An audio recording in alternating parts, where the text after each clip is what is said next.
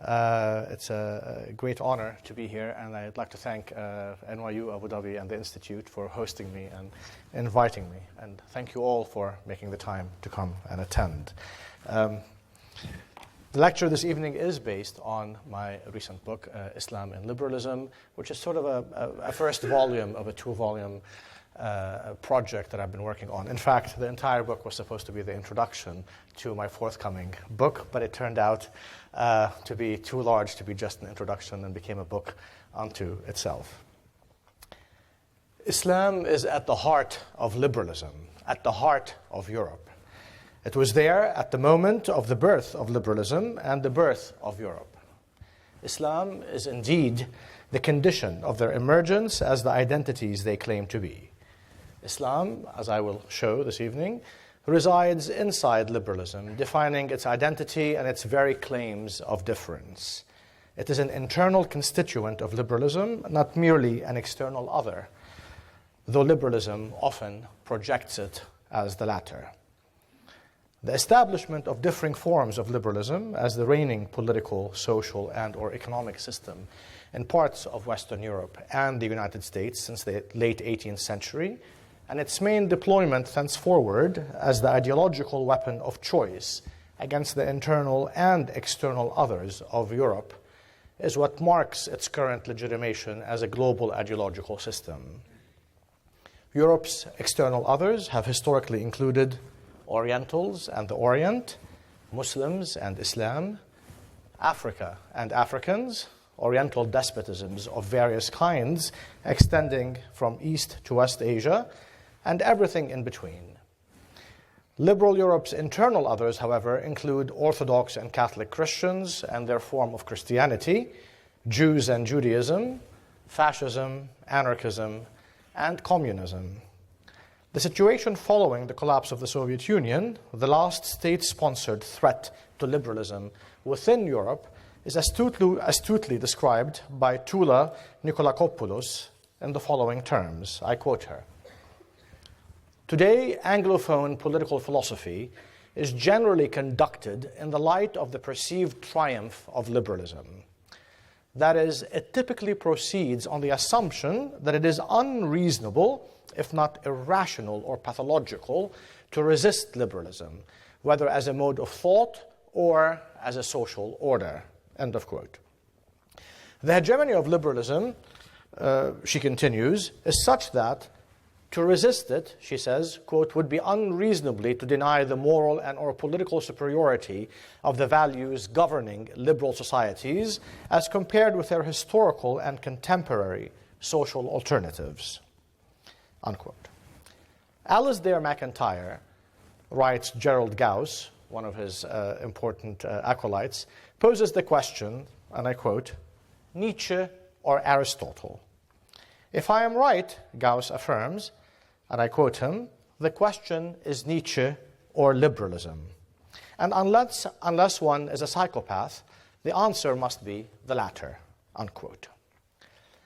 In its constitution of an Islam that it names and wants to oppose, contemporary Western liberalism offers the more detrimental choice, liberalism or Islam, or variations therein, liberalism or totalitarian Islamism, liberalism or Islamofascism, liberalism or Islamic despotism, liberalism, and so forth. I mean, the correlate, basically, to Gauss's question here would be that unless one is a barbarian, a despot, an irrational psychopath, a neurotic, a totalitarian, an intolerant brute, a misogynist, a homophobe, in short, a Muslim, the answer must be the latter.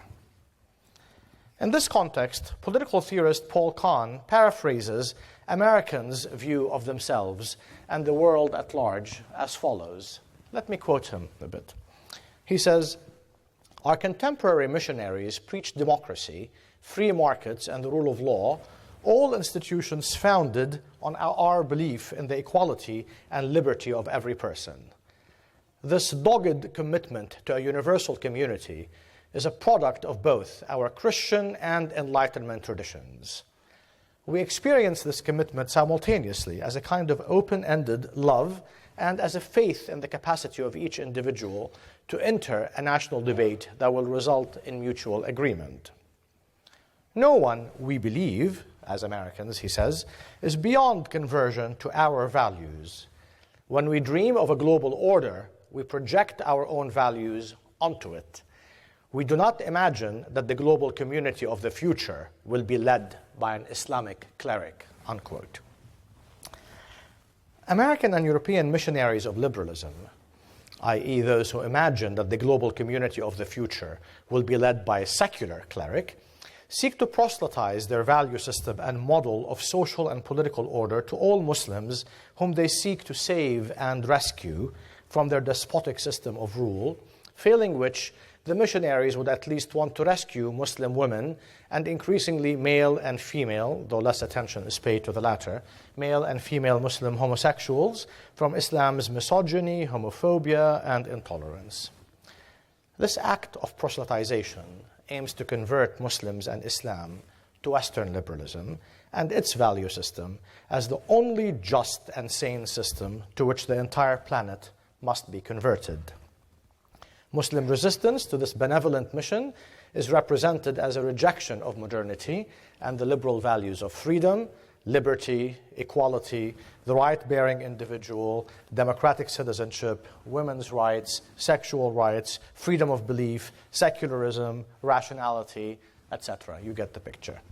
In short, as a pathology and a form of neurosis that must not only be vanquished, but also, as the recent literature on psychoanalysis and Islam insists, must be psychoanalyzed. Thus, if Muslims refuse to convert willingly to liberalism, or at least to forms of Islam that liberalism finds tolerable, then they must be forced to convert using military power. Their resistance threatens a core value of liberalism, namely its universality and the necessity of its universalization. The more robust recent campaign to identify Islam as the last holdout resisting Western liberalism is significant on a number of fronts, not least of which is the deployment of the referent Islam itself. The very naming of that which resists liberalism's universalization as Islam is fraught with political and definitional problems that are not easily surmountable. One of the difficulties in analyzing what Islam has come to mean and to refer to since the 19th century is the absence of agreement on what Islam actually is. Does Islam name a religion, a geographical site, a communal identity? Is it a concept, a technical term, a sign, or taxonomy? The lack of clarity on whether it could be all these things at the same time is compounded by the fact that Islam has acquired reference and significations it did not formerly possess. European Orientalists and Muslims and Arab thinkers have begun to use Islam in numerous ways while seemingly convinced that it possesses an immediate intelligibility that requires no specification or definition.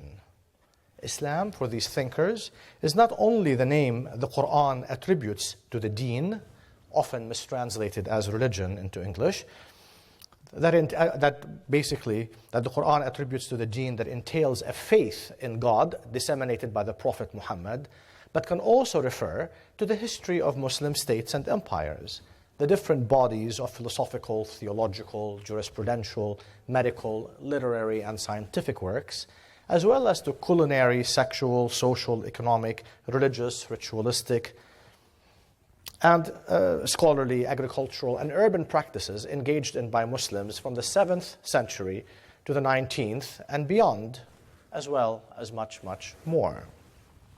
Some of the new meanings and reference of Islam had a significant impact on political and social thought, as well as on national and international politics in the 19th and 20th centuries, and may have even more of an impact in the 21st. The implication of these meanings for politics and society results from their transformation of Islam into a culture, ثقافة, or a civilization, hadara, or a cultural tradition, a system, a manhaj, a way of life, a method, a program, an ethics, even a code of public conduct, a gendered sartorial code, even a set of banking principles, a type of governance. Moreover, Islam has also come to be deployed as a metonym. Fiqh, which is usually translated problematically as jurisprudence, and kalam, sometimes translated as theology, also problematically. So both fiqh and kalam, which were traditionally sciences established by Muslim thinkers, and sharia, often mistranslated as law, a term, of course, loaded with different connotations and trajectories, often referring to a body of opinions and interpretations, all of them come to be conceived as constituent parts of Islam for which it can metonymically substitute. While the easiest transformation to identify is the one that makes Islam over into a culture and a civilization, given the centrality of this meaning among Orientalist thinkers and their Muslim and Arab counterparts since the 19th century, the production of Islam's many other new meanings and reference may not be as clear. Yet a history of the multiplication of the meanings of Islam is necessary for understanding what Islam has become in today's world, both in those parts of the world where peoples as well as political and social forces claim to uphold one kind of Islam or another, and in those parts of the world where peoples as well as political and social forces see Islam as other, whether or not they oppose it. Indeed, the current ongoing war among the many forces that claim to speak in the name of Islam and in the name of anti-Islam is itself not only part of the productive process of endowing Islam with new meanings and reference, but also part of the related process of controlling the slippage of the term toward specific and particular meanings and reference and away from others. I'll give you a few examples. In this way, Islam is being opposed to certain antonyms, such as Christianity, the West, liberalism, individualism, democracy, freedom, citizenship, secularism, rationality, tolerance, human rights, women's rights, sexual rights. And decidedly, it is not opposed to others, and which it is often, or with which it is often identified, such as oppression, repression, despotism, totalitarianism, subjection, injustice, intolerance, irrationalism, cruelty, misogyny, and homophobia. Two central religious and intellectual strands emerged in the 19th century among Arab, Muslim, and European Orientalist thinkers who argued for the compatibility or incompatibility of Islam with Western modernity and progress. The word, or more precisely, the name, Islam, itself began to conjure up immediate comprehension and significance in ways assumed to have always been the case. This project of rethinking Islam, or rethinking about Islam in new ways, while often passing itself off as a return to old or original ways of thinking, was situated in the political context of the rise of European imperial thought and territorial expansion, as well as in the corresponding decline of the Ottoman political and imperial power. Yet, the Islam to which these European and non-European thinkers referred was a more expansive concept, encompassing phenomena that had hitherto been seen as extraneous to it. Indeed, Islam had never been the catch-all term the 18th and especially the 19th century would make of it, but was rather something more specific, more particular. Another of the more interesting aspects of post-19th century uses of the term Islam is not just its accretion of reference, nor that the accreted meanings were deployed by different thinkers or different intellectual or political trends, but that they were employed differently by each thinker and each trend. European Orientalists, Arab secularists, Muslim and Christian, pious and later Islamist thinkers, post-colonial states defining themselves as Muslim or Islamic, and their Western and secular opponents, all seem to use the term Islam in a variety of ways to refer to a whole range of things. The productive multiplication of reference that Islam would begin to acquire would ultimately destabilize whatever meaning it had had before or even after this transformation, in that in modern writing about Islam, it is not always clear which referent it has in a given text. Rather, it often seems that all of them are in play interchangeably in the same text as well as across texts, thus rendering Islam what the science of logic calls a catachresis that always stands in for the wrong referent. It is at the site of the translation of Islam that this becomes significant for the Western liberal project. Let me just discuss a bit the problematics of translation. One often thinks of translation as opening up access to texts in other languages, a process by which one produces literal copies of an original text, albeit rendered through a different communicative medium. This optimistic, one would say, vernacular view of translation as linguistic equivalence has been complicated by myriad theories of language, linguistics, or even earlier on in philological approaches. Still, translation in the publishing industry remains mostly seen as opening doors for one language group to another, universalizing a particular language beyond its structural confines, the limitations of which were explored by Pascal Casanova in her discussion of what she calls the World Republic of Letters. But beyond the publishing industry and the profit motive, one of the most interesting uses of translation is ideological. The US government and subsidiary NGOs and private foundations rushed to fund all kinds of translation projects from English to Arabic in the wake of September 11th. This was not a new project, as US interest in the translation projects in Muslim-majority countries goes back to the dawn of the Cold War. The idea is that translation would bring about a cultural transformation in Arab and Muslim countries where Al-Qaeda-style cultures are said to prosper. Nonetheless, these translational efforts acknowledge that there are certain conceptual limitations to the common understanding of translation as an automatic rendering of one language into another, including the dilemma presented by certain words that are judged as untranslatable and that they must be adopted in their original form in the new language to which they were intended to be translated. Examples between English and French include idioms with culturally specific conceptual histories like joie de vivre, weekend, gourmet, leader, femme fatale, or chic, as in the fashionable meaning of chic, among others. In more recent years, one observes an insistence on not translating certain Arabic words to English and on rendering them in the original. These include secular words like intifada, words that carry secular and religious meanings, like chic, this time meaning sheikh and not chic in the French sense, and words identified as Islamic, most prominently Allah and jihad, and sometimes hijab and sharia.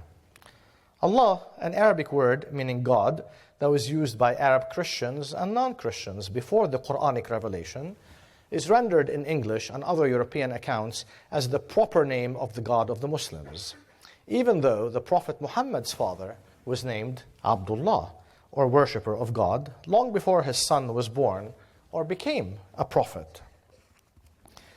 I always have a sort of investment in writing an article in Arabic about sort of American Christians, and I would say in Arabic, for example, that American Christians يعبدون إلههم God, or to say about French Christians, French Christians يعبدون إلههم Dieu, and it's the absurdity, of course, of that invocation, as I guess communicated now to you.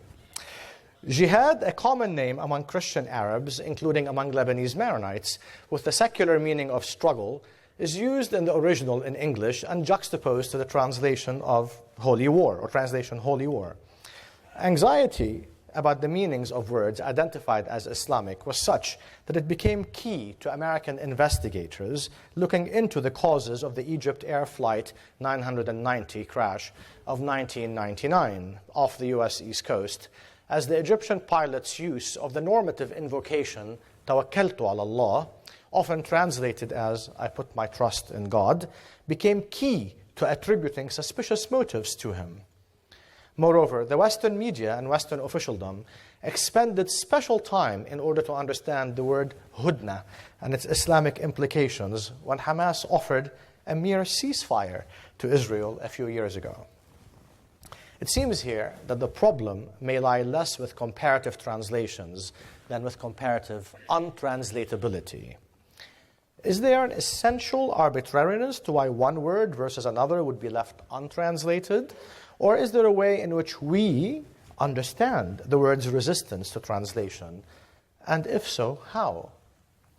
For something like gourmet, there is a general sense that it signifies Frenchness, in such a way that its link to French carries over, i.e. French culture and French food, which makes it make sense not to be able to translate it. This, of course, is pure fiction. But if it were the case, then how would such a fantasy of cultural essence and linguistic rootedness compare in the case, say, of intifada or chic, again, as sheikh, let alone jihad? Again, if the more specific question is something to the effect of how to think about comparative untranslatability, then the larger question is how to think about the untranslated and the untranslatable.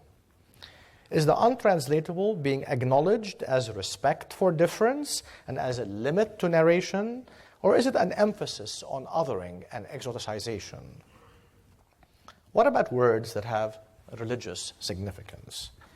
Ismail Raji al-Farouqi, a religious Muslim American of Palestinian origin, suggested that many such words are in fact not translatable.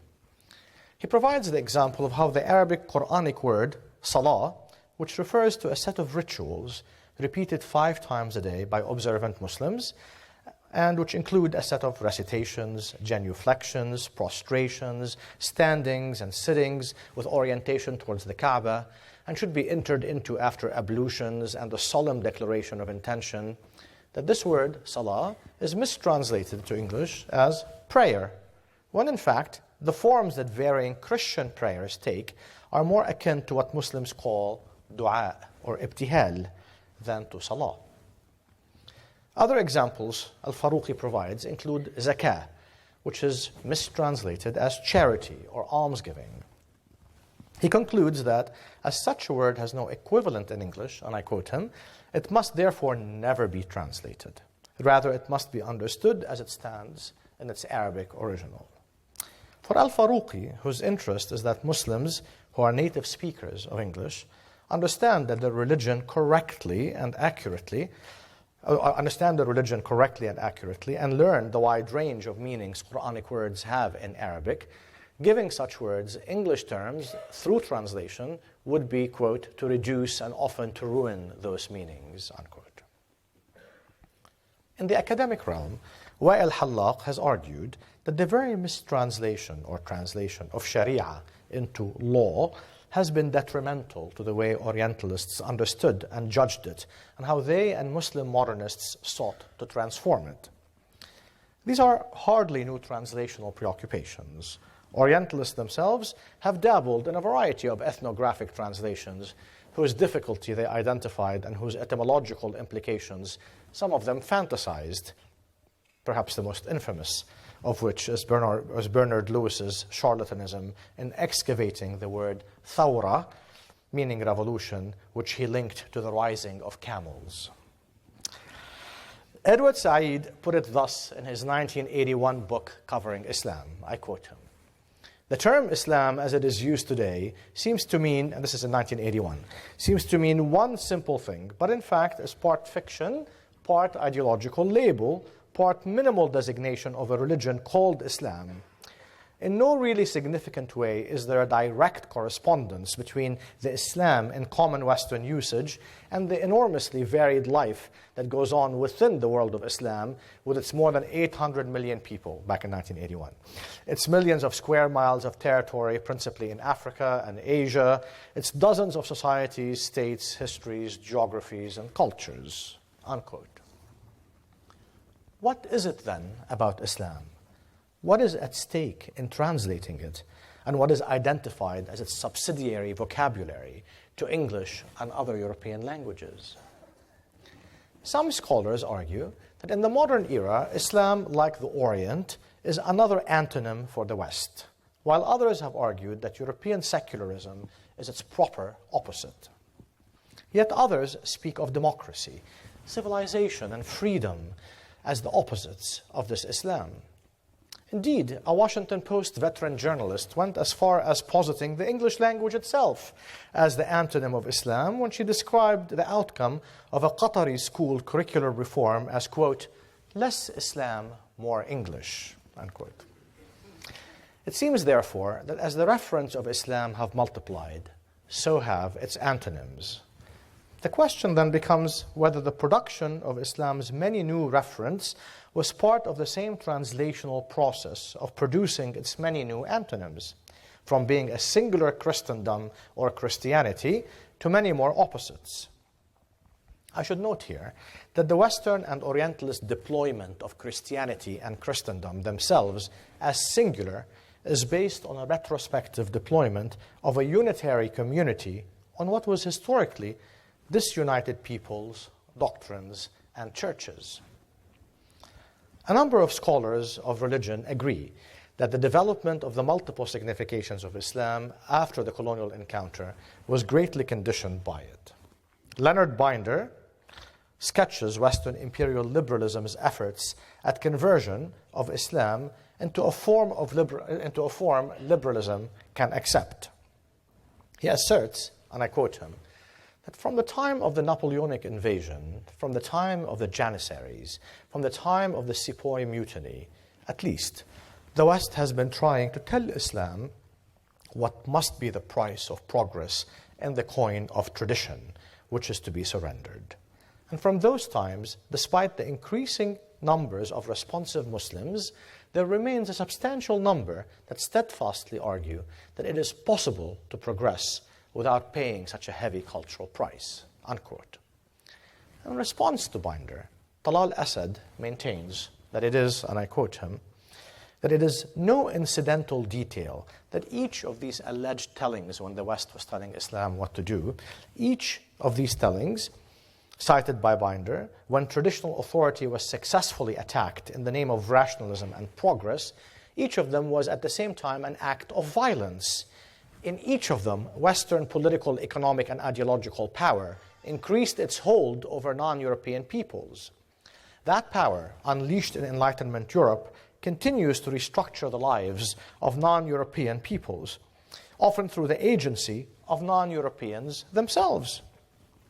And if whatever is called Islamic fundamentalism is a response to that power, then certainly so, even more thoroughly, are the intellectual currents calling themselves modernist Islam, which is concerned to adapt theology to the models of Christian modernism, or even Muslim secularism, which the proponents of which are preoccupied less with theology than with separating religion from politics and national life.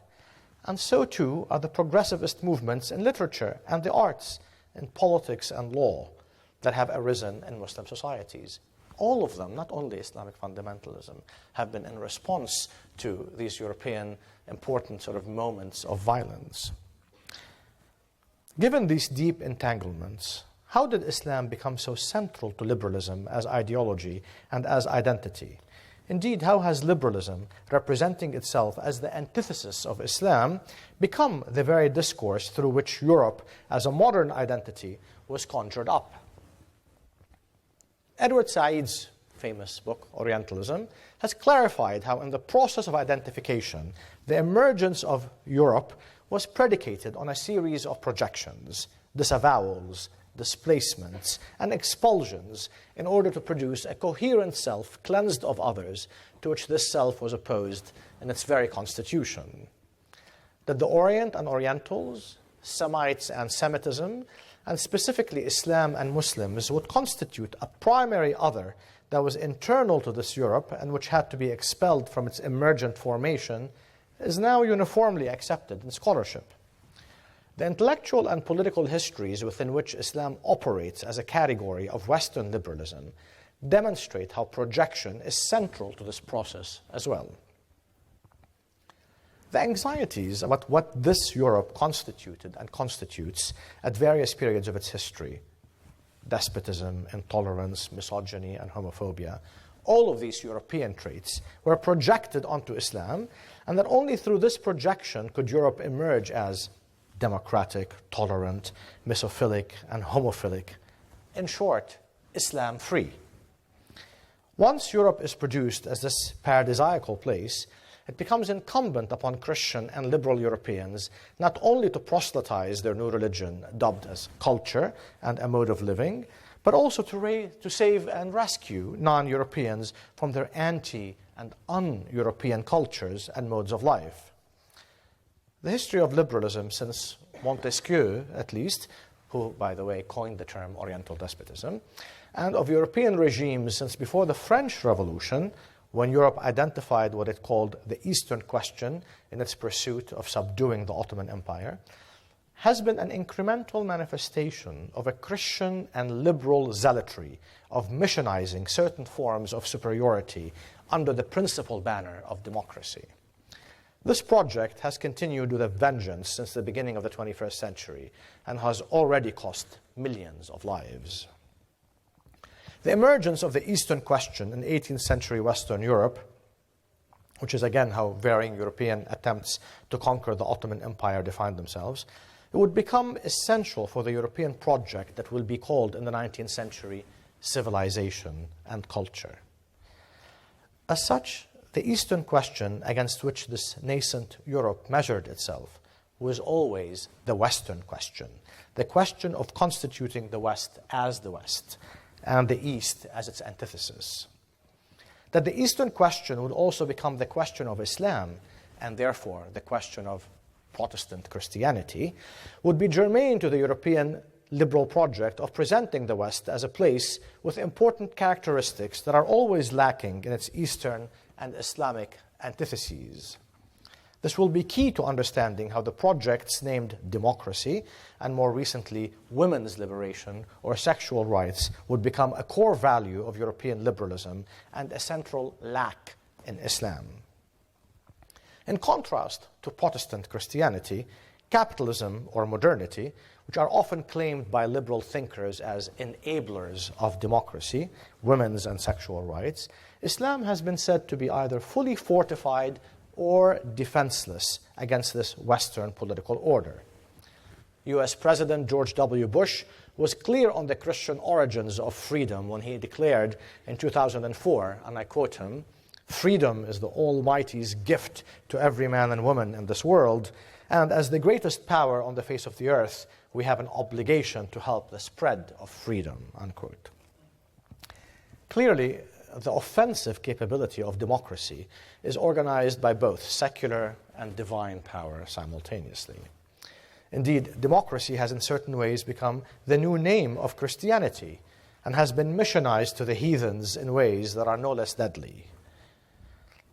What is at stake in these formulations is basically how the question of a geographically and religiously mapped notion of culture has come to be related to political arrangements of governance, how Oriental cultures seem to have produced Oriental despotism, while a unitary Occidental culture produced Western democracy, in a context in which religion, specifically Islam and Christianity, as a subset or often a synonym of culture, is foregrounded as that which essentializes the East and the West. Absent from these considerations is the history of despotic European regimes that parade themselves as liberal and democratic, whether the slave system that spanned a century after the US was established, or the Jim Crow apartheid system that succeeded it for another century, let alone the various European liberal regimes that instituted indentured servitude, denied women suffrage, and instituted in the wake of the French Revolution the class distinction between active and passive citizenship.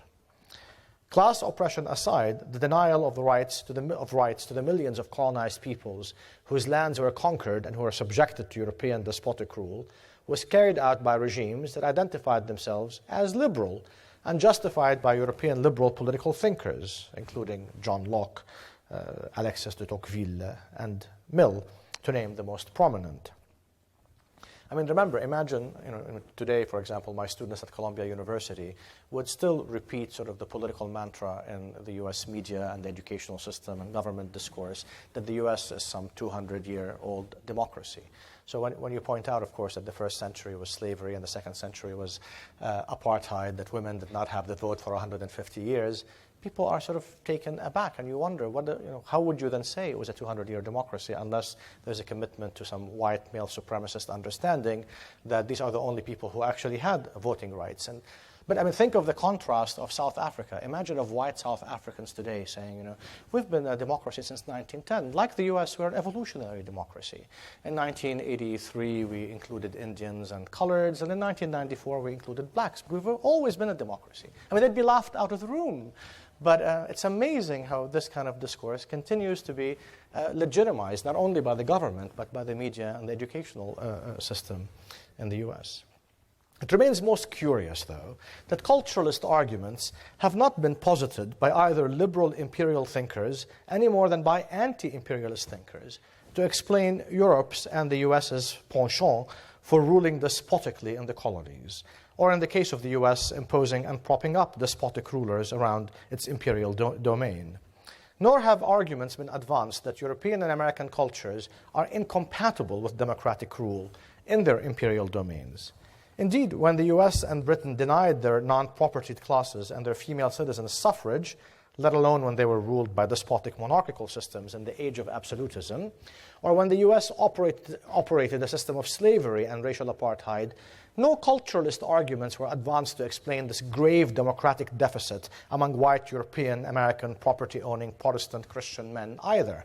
No one said that they're incompatible with democracy. No one came up with culturalist explanations for why white European Protestants or American Protestants could not have democracy or democratic rule.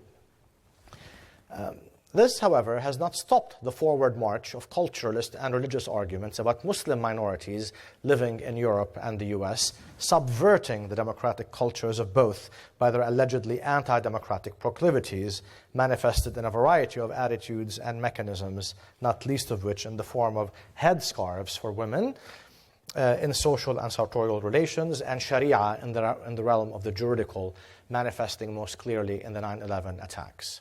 Perhaps the recent Charlie Hebdo situation and what's happened in Belgium and in the US illustrates some of these points. Indeed, measures in the US Congress and in state legislatures to ban Sharia law have been afoot for several years, with US presidential candidate Newt Gingrich identifying Sharia, and I quote, as a mortal threat, unquote, to the United States. Jacques Rancière, the French philosopher, has more recently identified this anti-Muslim and anti-democratic discourse in the US and Western Europe as part of what he calls the Western, and I quote, hatred of democracy. While Wendy Brown astutely described it as an unwitting neo-Orientalism on the European left, one that figures anxiety about identification with a putatively fundamentalist, theocratic, ideological, unfree other, and the many sources and the sites of unfreedom in constitutional democracies in the age of globalization, and finally with the barbarism inside Euro-Atlantic democracy and the barbarism wreaked by democracy, unquote. Might this whole recent and rejuvenated anxiety about Islam and democracy then be a projection of the West and its own failures in establishing democratic governance in its own societies and the societies it governed and governs, and not about Islam at all? And here I'm not really, largely invested in the ritual, just the electoral ritual of just going to the polls, or for, 40% of Americans or Europeans going to the polls once every 4 years as actual democracy. But assuming even that is the case, it remains inexplicable how this discourse continues to dominate. Indeed, the very suspension of certain citizenship rights of Muslims as individuals and communities in Europe and in the US, or the redefinition of citizenship as secular Christian European norm that should be imposed on Muslims, is essentially a reinforcement of the understanding of citizenship itself as a Western value that is in opposition to Muslim tradition and corrupted in the hands of Oriental Muslims and must be withdrawn from them or imposed on them as a Western construct. Think of last summer's France banning demonstrations in solidarity with Gaza, for example. This is not a new anxiety among liberal theorists. De Tocqueville seemed most concerned that the rapid increase in the number of immigrants to the US from Eastern and Southern Europe who were, quote, alien to the English race, unquote, could corrupt the democratic political culture of the country in the middle of the 19th century, putting it, and I quote, in the greatest danger. Remember, of course, the whole discourse on Catholics in the 19th and 20th century in the US and, of course, in Europe was very much also governed by these kinds of understandings that Catholics are anti-democratic, that they have a pope that is unelected. A lot of the arguments you hear about Islam were very much deployed against Catholics. Toward the end of his life, Samuel P. Huntington would also show similar concerns about the increase in the number of Mexicans and Hispanics more generally in the U.S. and their alleged Hispanization impact on American identity, culture, and the English language, let alone the transformation of the U.S. into what he called an unrepresentative democracy. This is then a discourse about the West as a modern category. It's despotism, its undemocracy, and its conjuring up of an Ottoman despotism and later of Islamic undemocracy that did not exist as such before their European marking, itself a ruse for the production of European democracy.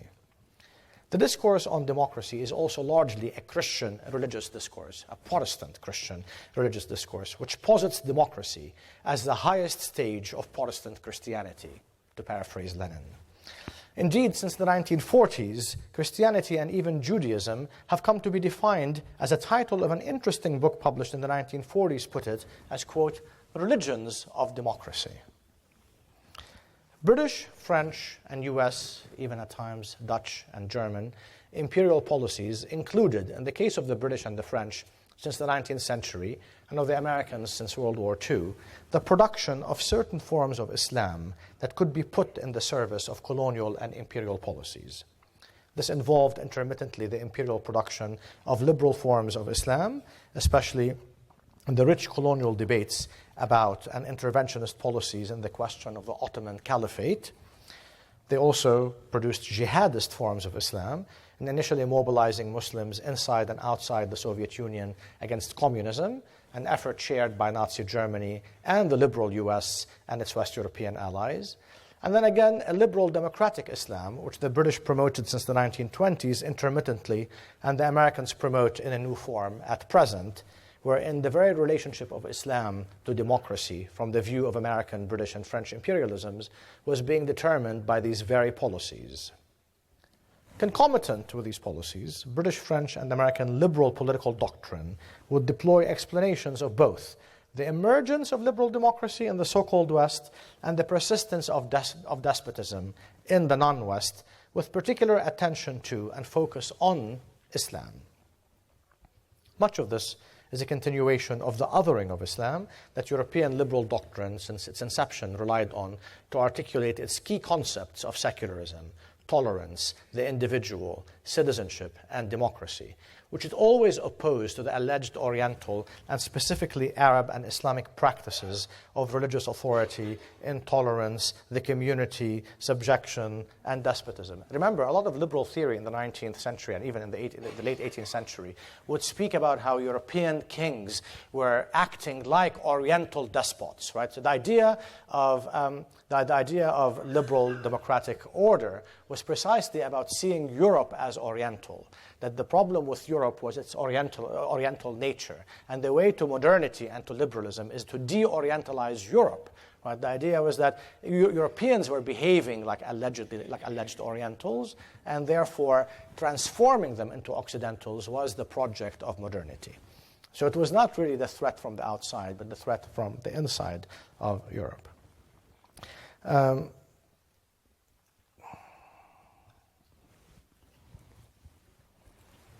This is not only a projection of Western liberal imperial commitments to despotism at home and abroad onto Islam and the Orient, but also to showcase Western cultural and political superiority, ushered in by the age of secularism, through a suspect claim to democratic governance that is deployed in the service of securing imperial aims in what came to be known and religiously defined as the Muslim world.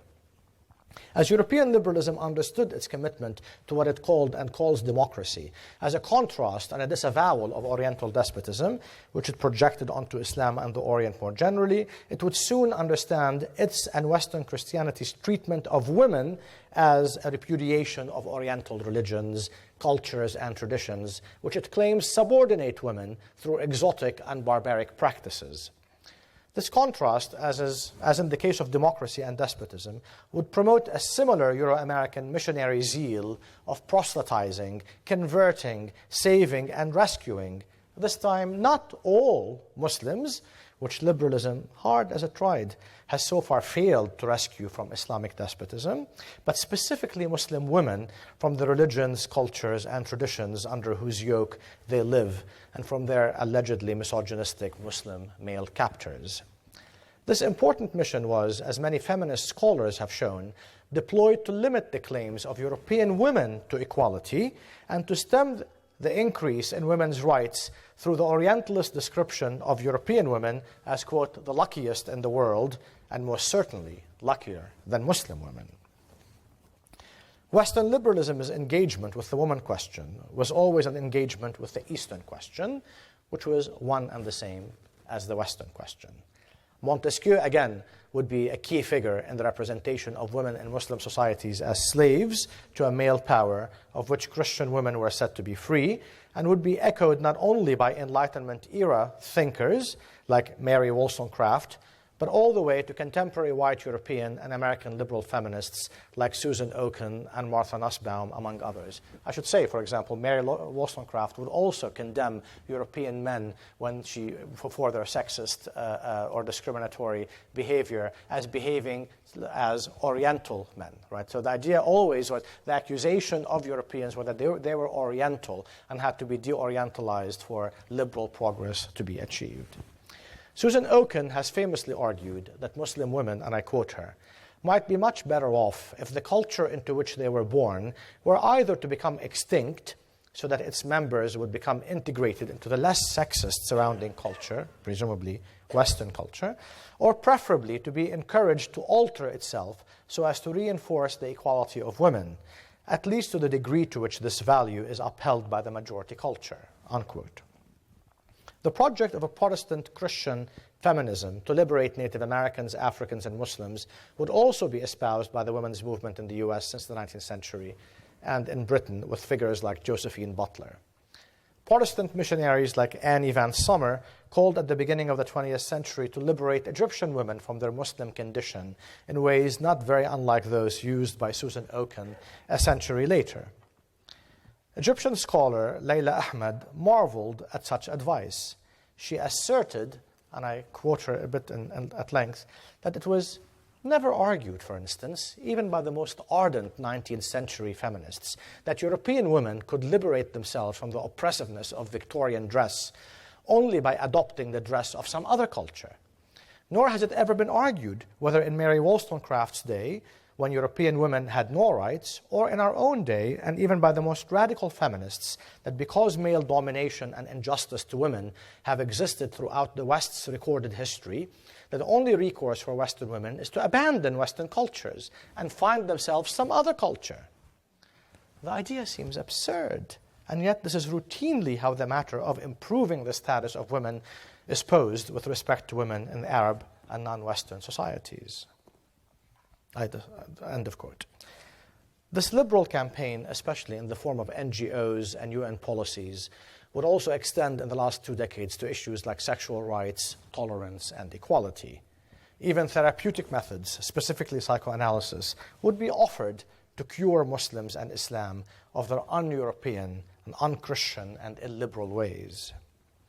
What has been unfolding since the emergence of this Western discourse on Islam and democracy, Islam and women's rights, Islam and sexual rights, and so forth, is liberalism's production of a set of political vocabulary that is central to its understanding of itself and the world around it, whereby subjection and citizenship are produced not as the compatible and complementary terms instituted by liberal European systems of governance, but as cultural, geographic, and religious antonyms through appeal to an Orientalist ontology, which in turn enables the production of despotism and democracy as irreconcilable essences that serve as a justification and casus belli for European imperialism under the sign of universalism. It is this universalist reach of Western liberalism which necessitated that Islam be a constitutive part of it at the moment of birth, as the liberal project was not only one that sought to construct a new political and social order in Europe, but of constructing it alongside an economic order that required that the newly invented Europe justify why it had to launch itself on a world scale. Therein lies the importance of why Africans and Native Americans were produced as barbarians, which the liberal order sought to annihilate and later to civilize the survivors among them. That Islam was a necessary other of European democracy and freedom was very much related to the necessity of the conquest of the Muslim world, beginning with the Ottoman and Mughal empires in the 18th century all the way to the Arabian and Persian Gulf in the 21st, as a guarantee for the economic order that formed the basis of liberalism, something it did in the 19th century for the benefit of Britain, France, and other European imperial powers, and does today to the US and its subsidiary European allies. The problem, all along, it seems, was never with Islam, but with the way European liberalism constituted itself and with the imperial order it sought and seeks to impose on the rest of the world. Whatever Islam is or is not outside the terms of this liberal production remains irrelevant to this imperial and identitarian project. Thank you.